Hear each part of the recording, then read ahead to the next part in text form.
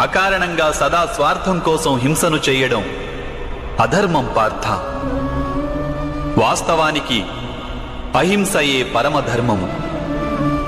అహింసతో పాటు సత్యం, క్రోధం వహించకుండడం, త్యాగం, మనశ్శాంతి, నిందించకుండడం, దయాభావం, సుఖానికి ఆకర్షితుడు కాకుండడం, అకారణంగా ఏ కార్యము చేయకుండడం, తేజం, క్షమ, ధైర్యం, శరీర శుభ్రత, ధర్మానికి ద్రోహం చేయకుండడం, అహంకారం లేకుండా ఉండడం, ఈ గుణాలన్నింటినీ సత్వగుణ సంపద లేక దైవీక సంపదలని అంటారు.